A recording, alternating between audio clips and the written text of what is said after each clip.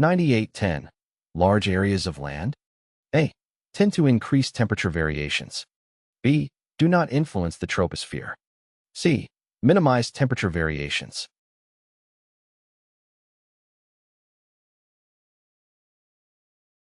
The correct answer is A. Large areas of land generally tend to increase temperature variations. Option A is the correct answer. Land surfaces heat up and cool down more rapidly compared to bodies of water due to differences in their thermal properties. During the day, land surfaces absorb and retain more heat from the sun, leading to higher temperatures. At night, land surfaces lose heat more quickly, causing temperatures to drop. This diurnal temperature variation is more pronounced over land areas than over bodies of water. In contrast, bodies of water have a moderating effect on temperature variations due to their higher heat capacity and slower response to temperature changes. Therefore, large land areas tend to experience greater temperature variations compared to bodies of water, leading to more significant diurnal and seasonal temperature changes. 8710. For a flight to an airport in the vicinity of the coast, land surface cooling means you can expect to encounter A. Sea breezes. B. Land breezes. C. A Chinook wind.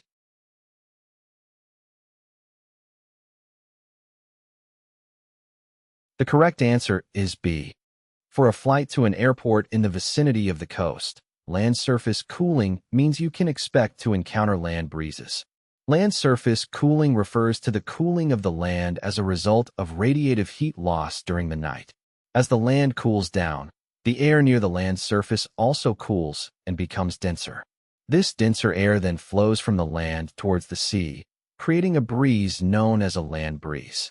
Land breezes typically occur during the nighttime or early morning hours when the temperature contrast between the land and the sea is most significant. They are the opposite of sea breezes, which occur during the daytime when the land heats up faster than the sea, causing air to flow from the sea towards the land. Therefore, in the given scenario, with land surface cooling, you can expect to encounter land breezes. Option B.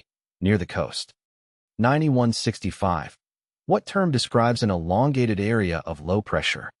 A. Trough. B. Ridge. C. Hurricane or typhoon.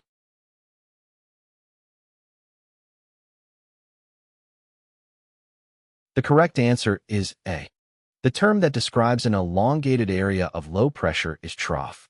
A trough is an elongated region of low atmospheric pressure characterized by a downward or concave shape. It is commonly associated with unsettled weather conditions, including clouds, precipitation, and the potential for storms. Troughs often extend over large distances and can be seen on weather maps as areas of curved or U-shaped isobars. 9165-1. Low-pressure areas are areas of A. Stagnant air. B. Descending air. C. Ascending air.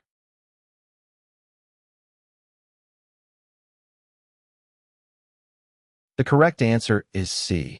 Low-pressure areas are areas of ascending air.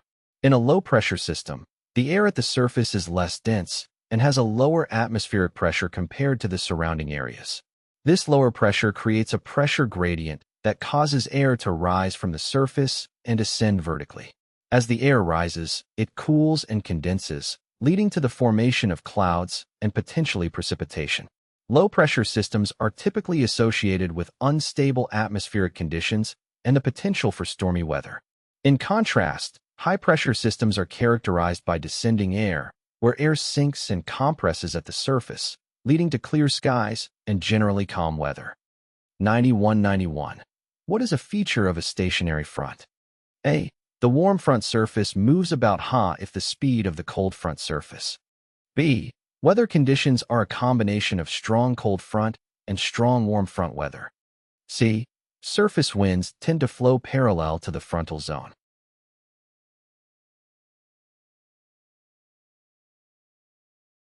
The correct answer is C. A feature of a stationary front is surface winds tend to flow parallel to the frontal zone. A stationary front occurs when a warm air mass and a cold air mass meet, but neither is displacing the other. As a result, the boundary or frontal zone between the two air masses remains relatively stationary or moves very slowly. Surface winds along a stationary front tend to flow parallel to the frontal zone rather than crossing it.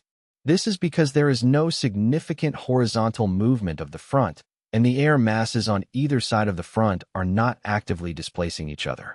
Weather conditions along a stationary front can vary, but are often characterized by prolonged periods of cloudiness and precipitation due to the convergence and uplift of air along the front. Option A, regarding the speed difference between the warm front and cold front, is more applicable to a typical frontal system rather than a stationary front.